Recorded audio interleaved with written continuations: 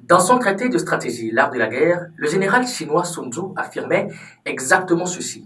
Si le général est généreux mais incapable de diriger, bienveillant mais incapable de rétablir l'ordre, ses soldats, tels des enfants gâtés, seront inutiles. Ce dire est beaucoup plus précisé lorsqu'il ajoute ceci. Traite ton soldat comme tu traiterais ton fils bien-aimé. Ces différentes citations semblent établir un lien entre les mots soldat et enfant.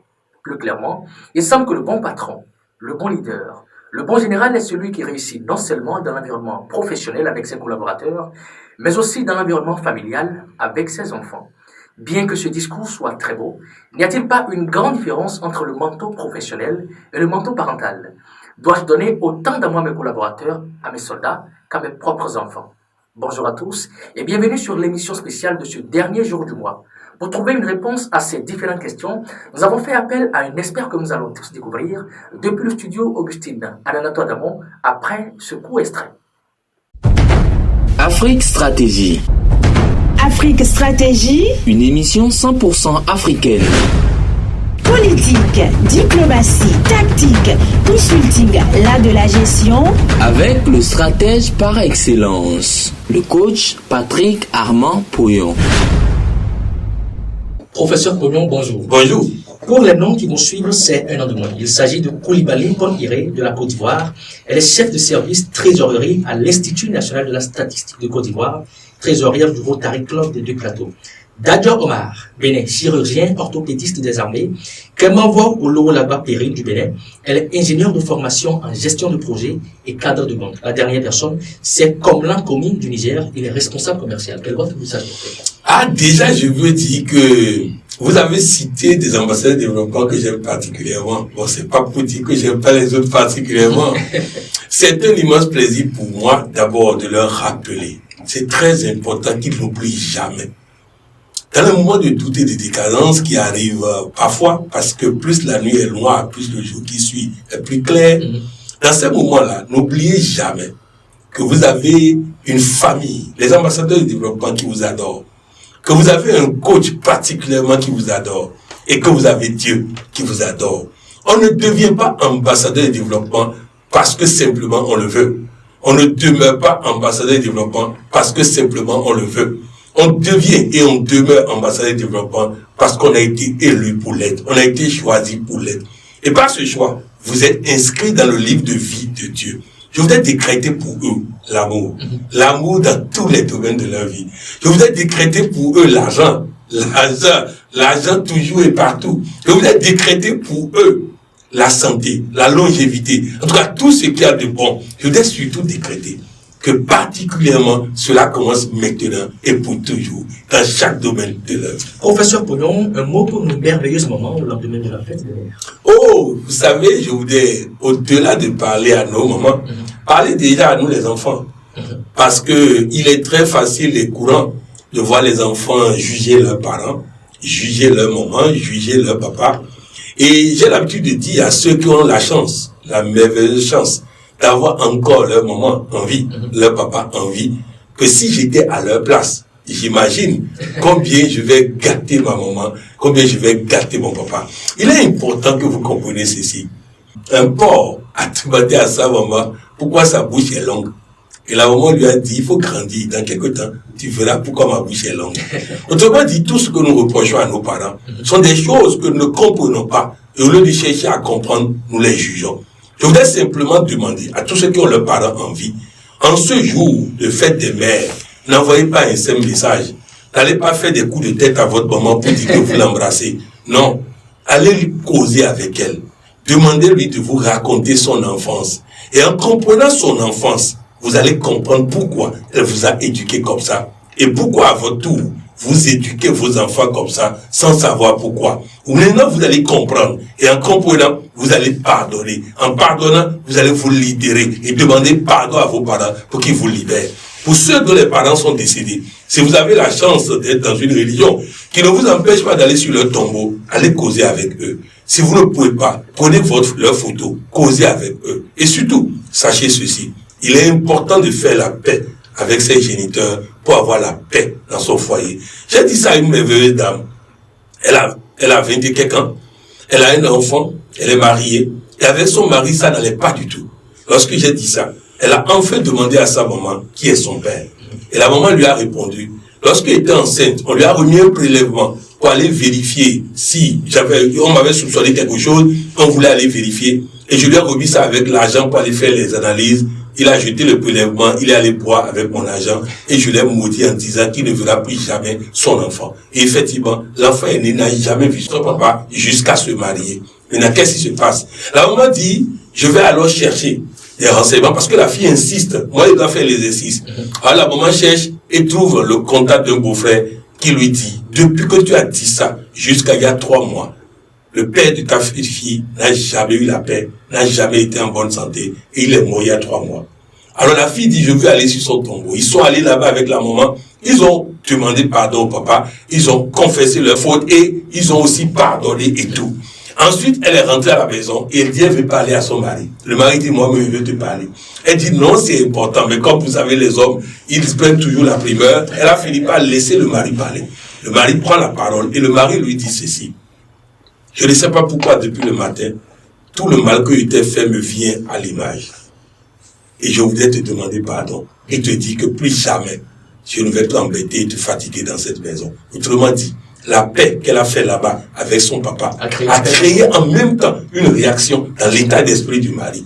C'est des exercices que beaucoup ne font pas parce qu'ils n'ont pas compris que, comme nous allons le voir dans un tonus cette semaine, que quand vous n'apprenez pas les choses de l'expérience des autres, vous risquez de les vivre par votre propre expérience et c'est douloureux. Bref, je voudrais dire simplement à chacun et tous, au-delà de jeter quelques billets à votre maman en ce jour, au-delà de lui envoyer un simple message, allez faire la paix avec vos parents, faites la paix avec votre maman, faites la paix, la véritable paix, basée sur la vérité, la confession des bêtises que nous aussi, nous avons fait vis-à-vis de nos parents. Si vous faites ça, vous allez libérer votre âme. Il n'y a pas besoin d'aller se laver quelque part, dans un fleuve qui se promène, un fleuve quelque part, d'aller faire des cérémonies et autres. Non, vous avez besoin de faire la paix à vos parents. C'est tout le bien que je vous souhaite en ce lendemain de la fête des mères. Soyez véritablement réconciliés avec vos parents. Nous allons rentrer à présent dans la substance de notre émission, professeur Pognon déjà. C'est quoi un soldat dans l'idée du titre de cette émission? Un soldat, c'est d'abord un soldat. Il faut prendre ça d'abord au sens propre. Un soldat. Les soldats, les militaires, les policiers, les douaniers et tout, c'est déjà un soldat. Ensuite, les collaborateurs, tout fonctionnaire et entreprises privées, les collaborateurs. Donc, un soldat, c'est quelqu'un qui est en train de combattre pour toi, qui est en train de travailler pour toi, de te faire gagner. Un soldat, c'est une équipe de football. Un soldat. Donc, tous ceux qui, de par leur effort, vont te faire gagner, toi, vont contribuer à ta victoire, toi, à ton succès, toi, on peut considérer que c'est des soldats. Ok, d'accord. Alors, professeur Pognon, pourquoi dire qu'il faut traiter les soldats tel qu'on traitera notre propre fils? Oui, parce que en réalité, je vais gagner avec mon soldat comme je vais gagner avec mon enfant. Je veux que mon enfant réussisse à l'examen, comme je veux que le soldat réussisse à la guerre. Je veux que mon enfant réussisse à l'examen, comme je veux que mon équipe de football gagne des matchs. Je veux que mon enfant réussisse à l'examen, comme je veux que mes collaborateurs réussissent dans leurs différents compartiments afin qu'on gagne de l'argent. Donc, il est important et essentiel que nous comprenions que l'objectif reste le même. Nous voulons faire gagner notre enfant, comme nous voulons faire gagner nos collaborateurs, comme nous voulons faire gagner nos soldats. Alors, comme l'objectif est le même, pourquoi pas les moyens seraient les mêmes? Parce que le traitement sera différent. Pourquoi le traitement sera différent? Il va falloir que nous puissions traiter tous ceux que nous voulons voir gagner. Vous vous rappelez, nous avons fait un tonus ici, où nous avons dit que tel on réussit une chose, tel on réussit tout. De la même manière, si c'est pas une méthode que je fais gagner le soldat, la même méthode, je dois l'utiliser pour faire gagner mon fils. Si c'est pas une méthode que je fais gagner mon fils, je dois apprendre de cette méthode et appliquer la même méthode pour les soldats, pour les collaborateurs. C'est comme ça que ça marche. Alors rapidement, il n'y a pas une différence entre le monde entrepreneurial, le monde professionnel et le monde parental? Non, quelle différence? Voilà, c'est ça qui fait que vous allez voir certains arrivent à être de très bons parents et de très mauvais responsables. D'autres arrivent à être de très bons responsables et de très mauvais parents. En tout cas, je prie Dieu que ça ne vous arrive jamais d'être mauvais sur les deux plans. Mais parce que si la personne est mauvaise sur les deux plans, il va apprendre où? Donc je suppose que chacun de nous a au moins un domaine où il a réussi. Alors il faut prendre les règles de ce domaine et appliquer partout. Transposer partout. Je donne un exemple très simple. Je constate que mon enfant fait les erreurs que mes collaborateurs font. Pourquoi je vais me taire ici et parler là-bas? Ah non! Je dois parler ici comme je dois parler là-bas. Parce qu'il faut deux choses pour faire réussir les gens. La rigueur et l'amour. La rigueur et l'amour. Si les deux ne vont pas ensemble, il n'y a pas de possibilité de gagner. Donc, pour que nous puissions gagner, il faut la rigueur, il faut l'amour. On a l'habitude de le dire dans nos langues. Une main pour frapper, une main pour cajoler. Donc, si je fais ça à la maison, je dois faire ça au service. Je fais ça au service, je dois faire ça dans l'armée. Je fais ça dans l'armée, je dois faire ça partout comme ça. Il va falloir que nous fonctionnons comme ça, sinon il est difficile de gagner. Très concrètement, est-ce que vous êtes en train de me dire que je vais payer la scolarité de mes soldats, comme par exemple je paye celle de mes enfants? Exactement. Pourquoi on envoie nos soldats en formation? Pourquoi on envoie nos soldats en formation? Il est dit dans les compétences personnelles, humaines et relationnelles qu'un chef d'entreprise qui ne forme pas ses collaborateurs va faire faillite. Parce que ces collaborateurs vont devenir caducs, dépassés. Vous prenez le domaine des technologies, il faut se former tous les 6 mois. Je vais vous donner des exemples très simples.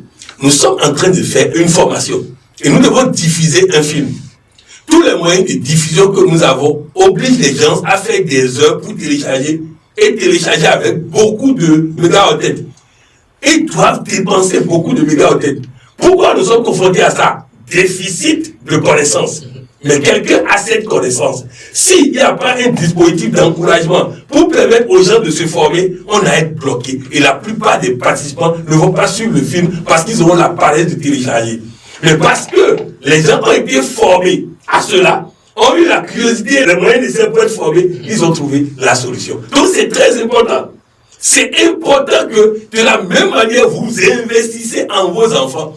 Vous devez investir en vos soldats. Vous devez investir en vos collaborateurs. Vous devez investir en toute personne dont la réussite dépend de vous. Si vous n'investissez pas en lui, vous allez produire des échecs et ça va revenir à vous. Il arrive souvent aux parents d'embrasser leurs enfants, professeur Coulon. Devons-nous embrasser nos soldats aussi? Effectivement, pourquoi pas? Pourquoi pas? Je vais vous donner un exemple. J'ai un ami aux États-Unis, quand tu l'appelles, tu dis bonjour, il te dit fous-moi le camp. Tu ne m'as pas appelé pour me saluer. Va à l'essentiel. Un jour, je l'appelle et son assistant me dit qu'il est à l'enterrement d'un parent de l'un de ses collaborateurs. Alors, quand il finit, je dis, mais toi, tu fais quoi à un enterrement? Toi, pour qui time, c'est-à-dire, il plus que money, quoi. Et il me dit, c'est parce que tu ne comprends pas. Le monsieur qui a perdu un parent fait 25% de mon chiffre d'affaires. Il est important pour mon chiffre d'affaires. Non seulement je suis allé là-bas le soutenir, je l'ai tenu dans mes bras, et quand il pleurait, je pleurais avec lui. Je vais vous parler, nous sommes dans l'émission de la stratégie. Et vous allez nous demander, mais en quoi ça a un lien avec la stratégie? Mathieu Kérékou a perdu 2 de ses collaborateurs au début de son règne. On veut parler d'Ablaï Issa Taïdou Ias. À l'enterrement des dieux, il a pleuré. Le chef de l'État a pleuré devant les caméras. Le chef de l'État a pleuré devant les caméras. Il ne faisait pas de la comédie. Ils sont importants pour lui. Ils sont importants. C'est 2 piliers essentiels de son dispositif. Les amis, si vous ne pouvez pas embrasser vos soldats, si vous ne pouvez pas embrasser vos collaborateurs, si vous ne pouvez pas avoir de la reconnaissance pour vos collaborateurs, vous êtes en danger. Parce qu'ils vous voient embrasser vos enfants. Et ils considèrent donc que vos enfants sont plus importants pour vous qu'eux. Ils ne peuvent pas mouiller le maillot pour vous. Ils ne peuvent pas se sacrifier pour vous. Si vous ne pouvez pas saluer vos gardes-corps, embrasser vos gardes-corps, alors pourquoi ils vont risquer leur vie pour vous? C'est très important. Vous allez voir les généraux d'armée qui gagnent sont les généraux d'armée pour qui les soldats ont envie de mouiller le maillot.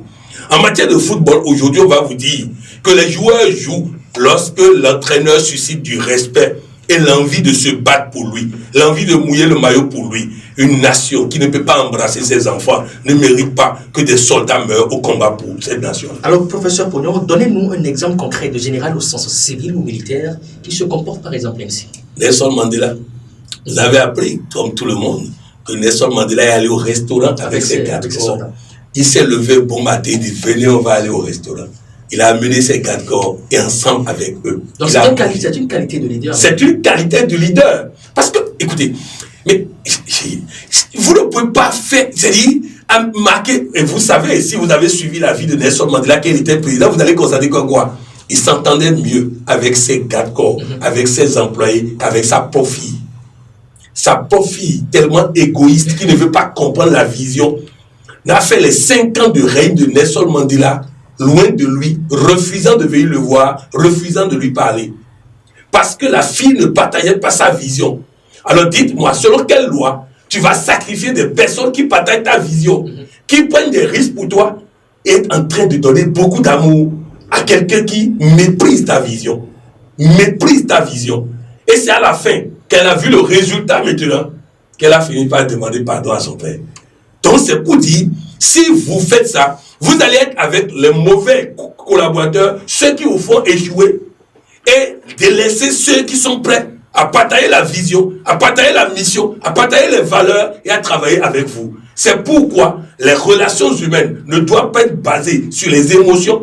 Les relations humaines doivent être basées sur le partage d'un certain nombre de valeurs. C'est pourquoi, quand vous prenez les 13 qualités des patrons leaders, vous allez trouver d'abord la vision, la mission, les valeurs, et juste après ça, le choix des collaborateurs. Le choix de ceux avec qui je vais gagner. Vous prenez par exemple le Tchad. Beaucoup de personnes veulent comparer la situation au Tchad à la situation au Mali. Ce n'est pas vrai. Au Tchad, nous avons quelqu'un qui est militaire au pouvoir et qui assure la sécurité du Tchad. Au Mali, nous avons quelqu'un qui se bat à Bamako pour les postes, qui est en train d'attraper chaque fois des chefs d'État pendant que son pays est en train d'être attaqué. Au Tchad, nous avons un guerrier qui va au front, un guerrier qui combat, un guerrier qui maltraite les rebelles, un guerrier qui a pris le pouvoir, qui a mis de l'ordre au nord où il y avait des rebelles. Si nous avons la même situation, on peut comparer ça de la même manière. Mais en plus, nous avons une bien meilleure maîtrise de la nation au Tchad qu'au Mali. Donc nous ne pouvons pas comparer les deux. Nous ne pouvons pas comparer le Tchad et le Mali. Le Tchad n'a pas 30 000 soldats extérieurs sur son territoire pour assurer sa sécurité. Le Tchad lui-même assure sa propre sécurité. Mais nous avons un pays, le Mali, qui a 30 000 soldats extérieurs sur son territoire pour protéger la nation, mais qui a des militaires maliens qui, au lieu d'aller au front pour aller se battre, sont en train d'arrêter chaque fois des chefs d'État et des premiers ministres. Donc voilà de quoi il s'agit. Donc vous comprenez que la manière dont vous traitez, Nelson Mandela en est un exemple. J'ai parlé d'abord de ce détour au restaurant. Je vais encore aller plus loin. Nelson Mandela, lorsqu'il voyage, amène des cadeaux à ses gardes-corps. Les parfums de celui-ci, les ceci de celui-ci. Il amène des cadeaux à ses collaborateurs. Il pense à eux dans son voyage pour leur amener des cadeaux parce qu'eux aussi pensent à lui. Retenez en termes de stratégie. Si vous n'avez pas d'attention pour les autres n'auront pas d'attention pour vous. Et je vais aller plus loin. Pourquoi vous allez constater que le chef d'État dans l'Afrique et autres, lorsqu'il quitte le pouvoir, tous les anciens collaborateurs les abandonnent. Parce que quand ils étaient au pouvoir, ils les méprisaient de la même manière. Ils vont le mépriser de la même manière. Je vais vous donner un exemple. L'ancien président du Bénin, le président Yaïboni, venait à peine de quitter le pouvoir. Et son ministre qui vient de terminer avec lui, on n'a pas fait un mois encore, son ministre qui vient de terminer avec lui a un entretien avec moi. Et nous étions en train de discuter sur un point qui nécessite que le président soit informé. Et le ministre m'avoue qu'il n'a pas le contact du président. Il a été ministre de ce président-là. Et il n'a pas le contact de ce président-là. Oui, c'est pour dire que tant que vous faites ça, dès que vous quittez le pouvoir, c'est le pouvoir qui vous donnait cette arrogance. Maintenant, vous n'avez plus le pouvoir, tout le monde vous abandonne, vous finissez seul. Il est important et essentiel que vous sachiez que si vous méprisez vos collaborateurs pour donner de la considération à vos enfants, le moment venu, vous aurez peut-être, je dis même peut-être, je n'ai pas sûr, vous aurez peut-être vos enfants pour vous, mais les collaborateurs ne seront pas là. Jeudi dernier, la Fiat Côte d'Ivoire a organisé son premier dîner des heureux. Quelle leçon peut-on en tirer? Déjà, je voudrais dire que nous avons vu déployer toutes les connaissances dont nous parlons aujourd'hui. Nous avons vu les leaders de Fiat Côte d'Ivoire donner chacun à l'autre, l'un à l'autre et à toute l'équipe la considération nécessaire, mettant chacun à l'aise pour que la fête soit belle. Je voudrais à ce titre féliciter et remercier la présidente de Fiat Côte d'Ivoire, le code félicité, remercier et féliciter le président Rivière, l'immédiat passe-président, remercier aussi le passe-président Irénée Noël Babine, remercier tout le bureau de Fiat Côte d'Ivoire, tous les ambassadeurs du développement de Fiat Côte d'Ivoire qui ont compris, qui sont dans la dynamique et qui gagnent à tous les coups. Je voudrais remercier chacun d'eux. Je voudrais remercier la Côte d'Ivoire. Je voudrais vous dire combien nous sommes au respect par rapport à ce que vous avez fait et que nous sommes avec vous dans ce combat pour le bien-être de chacun. Parce que n'oubliez pas, le but principal n'est pas la Fiat. Le but principal n'est pas Patrick Armand Pouillon. Le but principal, c'est le bien-être de chacun de vous. Oui, vous devez et vous allez gagner. Nous sommes là pour ça et nous allons gagner ensemble. Parlant justement de leadership, coach Pouillon, comment est-ce que ça se passe la formation que vous avez initiée à ce propos? Ça se passe très bien. Ça se passe très bien. Ça se passe très bien. Dans plusieurs pays ou villes, nous voyons décliner au quotidien, sur ce que nous sommes en train d'apprendre dans cette formation. Vous savez, une formation vise à être transformée. Et nous sommes en train d'être transformés, moi en premier. Et j'ai senti que plusieurs leaders au plan mondial ont commencé par appliquer ces enseignements-là dans le quotidien. Ils donnent de l'attention aux gens pour avoir l'attention des gens. Ils traitent les soldats comme leurs enfants. Dans ces conditions, nous ne pourrons que gagner à tous les coups. Nous sommes à la fin de cette émission, professeur Pognon. Votre mot de fin?